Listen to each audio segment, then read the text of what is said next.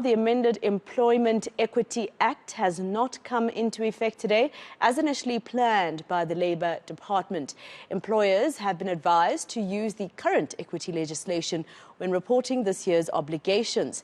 The amendments have been heavily criticised by several organisations, including Solidarity and the Democratic Alliance. Labour law expert Karabo Kgoroeadira joins me now for more to give us details as an expert herself. Karabo, thank you very much for your time here on eNCA. Now, hearing, the Minister of Labour, Masego himself, being quoted in the media, saying that this law is probably not ready to be affected. What does that say to us as South Africans? Because we're not the lawmakers, right?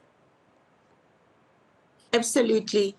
I think we are ready for this law. I think just not enough research was done by the government to counteract any opposition regarding this law. In fact, this law was for the benefit of all employees, and it would open up more of the certain economical sectors. We're talking about mining, agriculture, and finance, etc., to more designated people, our people who are defined as designated employees into these sectors.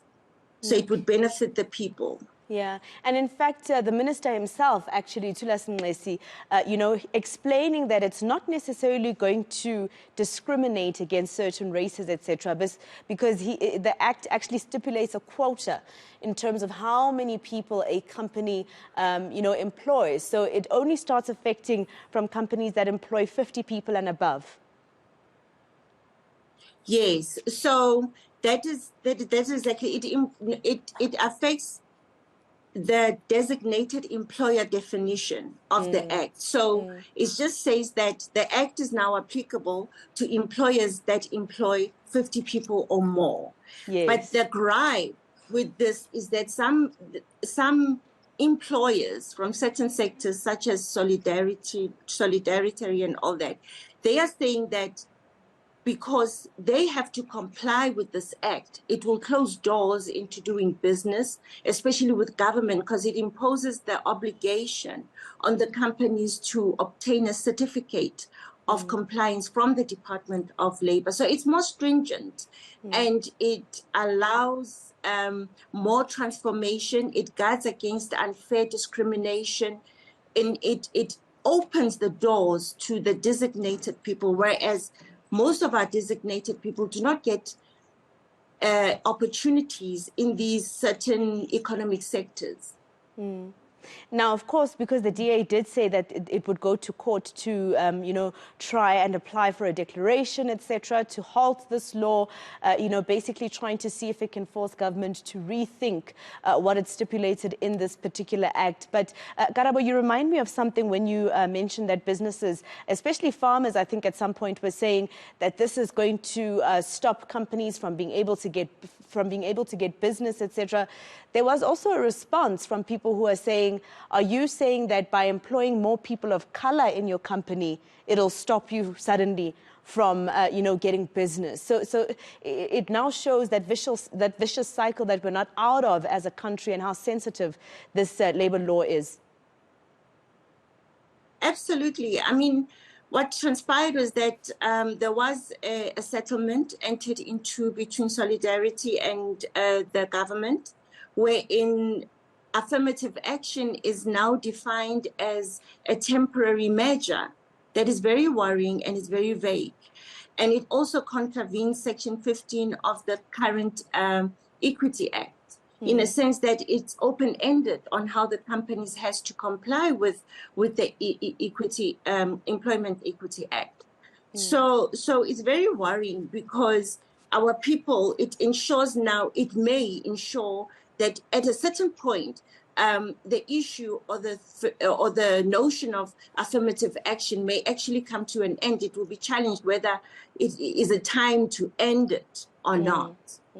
So the settlement, yes.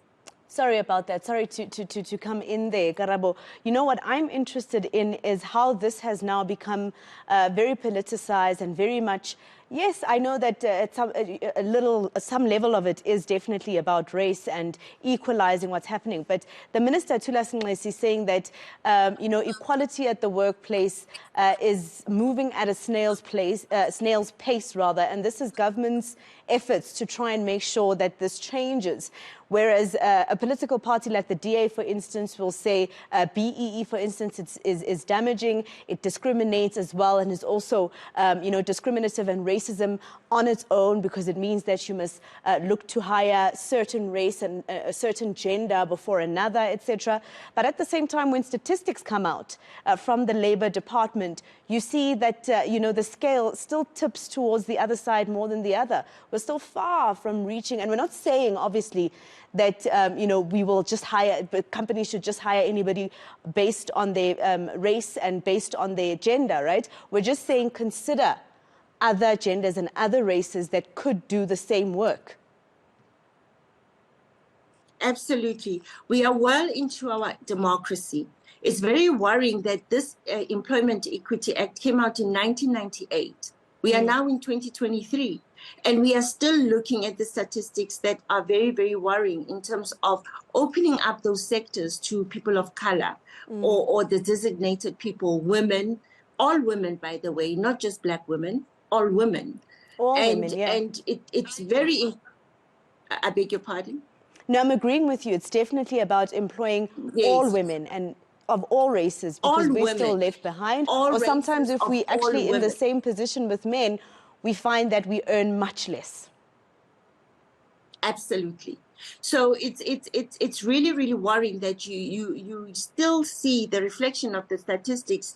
Well, we are well into our democracy, and we are still struggling with the same. So this amendment bill was intended to speed up the process so as to include those people, and it would have really, really assisted. Now we are stuck with a settlement agreement that is going to be made an order of court on the 31st of October, 2023. And now, and also within that agreement, it's agreed that that settlement agreement must now be made part of the regulations. That's very worrying. Well, Karabo, thank you very much for your time. I think, you try to understand both sides with what the different political parties are saying, etc. But also, at the same time, trying to understand that the Labour Department is trying to play its role in ensuring that equality is achieved in the country. Labour law expert Karabo Kgoroeadira speaking to us there. Thank you for your time.